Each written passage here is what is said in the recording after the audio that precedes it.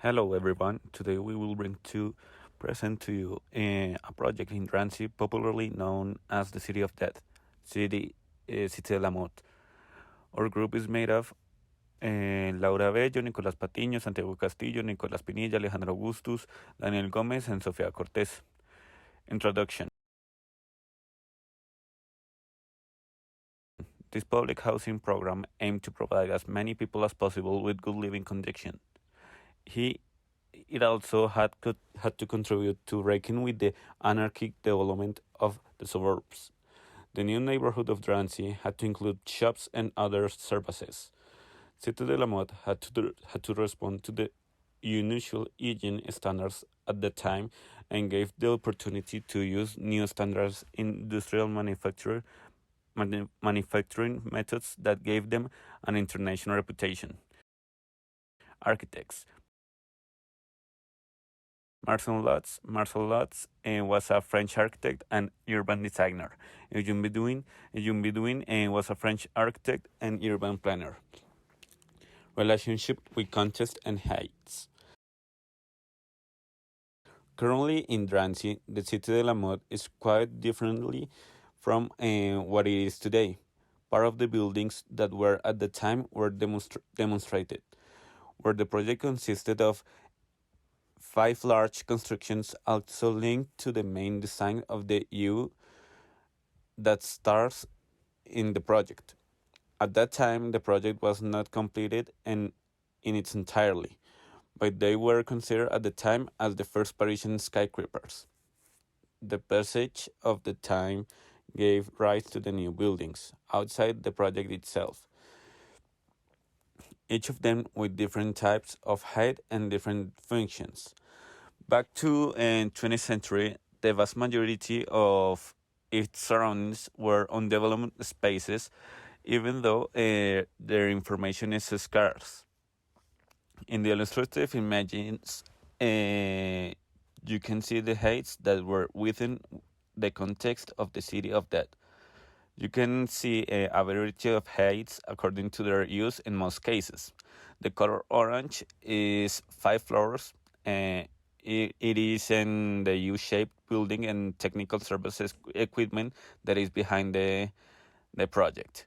The color blue is more than 10 floors, that is a residential buildings. The color yellow is 3 floors, and that is a residential building and sports complex.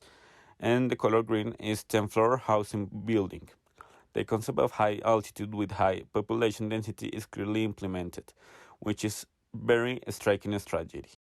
Occupations of the blocks.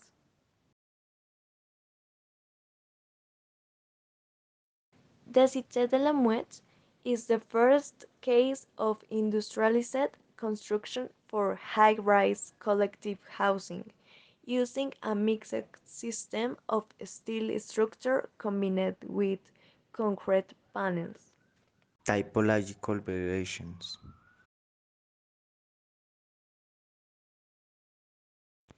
In the case of Citte de la Motte, we have three different types of typologies. 1. Platforms tower. We have a typology center of a horizon volume. It has an average of 14 meters, which will be 10 floors. Two volumes at the ends that measure 70.5 meters and culminate with a measure of 10 meters. It is often used as family homes. 2. Central cloister. A central cauldron is being surrounded by a volume of 15 meters. Then on a side measure 12.5 meters and culminate at the entrance with a block measure 5 meters.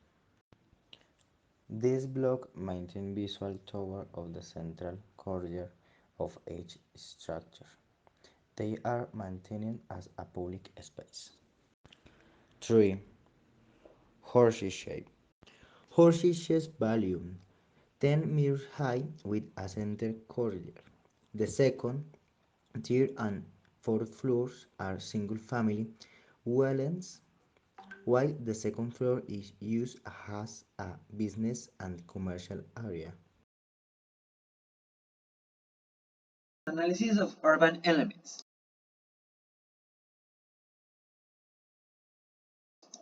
If we start analyzing the urban elements that we can find on the project, we can see the next four things. First, inner streets that are painted in purple. Next, walking areas and promenades that are painted in cyan. And then, playgrounds and recreations that are painted in yellow. Finally, gardens that are painted in green. Going deeper, starting by inner streets, we can see that most of them are provided with shade by being built under the residential space, while others are provided shade by the buildings themselves. They all work as an inner space between the construction and the nature. This building has a harmonized mixture of both pedestrian and vehicular circulation, in which such paths of circulation and traversable area outline the residential buildings that provide connection between the inner blocks. Moving on to playgrounds and recreation, these are the biggest area in the construction, and yet they are given the purpose of providing recreation and amusement. In modern day, they no longer exist, as we can see in the pictures, and its use was shifted to being a garden with a promenade.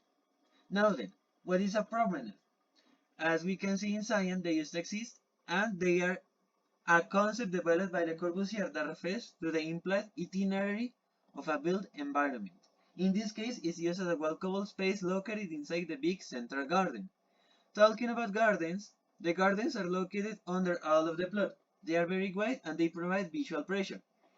In between the paths in the center of the residence, we can find large green areas and gardens that are built to provide a space of amusement and recreation. Noting, it's important to highlight the fact that there is more space used for urban and public elements than actual building structure. Such urban space is meant to connect the whole complex together. Accessibility strategies. The main access with the greatest prominence in the project is located in the front of the building in the shape of horseshoe, through which both vehicles and people enter. The first thing a user finds there is the public area. This first floor is currently intended for commerce, along with temporary parks and lots of cars. The rest of the building is organized for housing. On the right side, where the five towers are located, they are arranged so that there is no transportation between them, but there is a pedestrian walkway, through which access is given to the houses, continuing with the direction of the building in order from west to east, among them connected by a series of ramps and some steps at the level change. Complementary uses.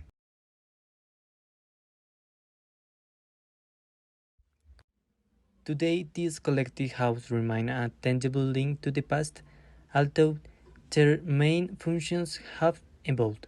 Is a currently distributed like this: trade and warehouse, social facilities and green spaces, parking lot, collective housing. In short, the collective dwellings of the city Muette encapsulate the rich narrative of adaptation, transcending this initial function and recording for us the profound interrelationship between architecture, history, and the evolution of human needs throughout the age. Architecture, language, and materials. Construction of buildings went from west to east where the materials from the area were used, allowing transportation and having a steel structure that also functioned as scaffolding. Prefabrication worked thanks to metal molds that allowed vibration to ensure resistance. The building had a hybrid system where a light steel structure that becomes rigid thanks to its pillars. Something important for the dry assembly to work was that the weight of the elements had to be reduced. For this, Eugene Mopin designed a system that reduced the weight to two-thirds of the initial weight, in addition to simplifying the foundations. The project was done. First, a light skeleton is formed that acquires rigidity with the help of concrete slabs and panels, where they are welded from the exterior face of the beams and the interior of the pillars. Then the T-shaped panels braced in the structure were organized. After organizing the horizontal assembly, finally, lightened concrete is poured throughout the building. Marble stones are placed on the facade to change the gray color. Conclusion and strategies of the project. Taking into account all the analysis of different points that we have investigated, we can conclude that many of strategies used in the project are useful, necessary, and effective when creating a contemporary housing project, some of which are mixed uses, which stand out for having commerce on this floor, which allow accessibility and comfortable, and good public life. Its ingenious use of heights, which allow the passage of ventilation and the effective use shadows on green areas and open space. These are of ample size and cover the entire area on which the construction, thus creating diversity of forms and figures.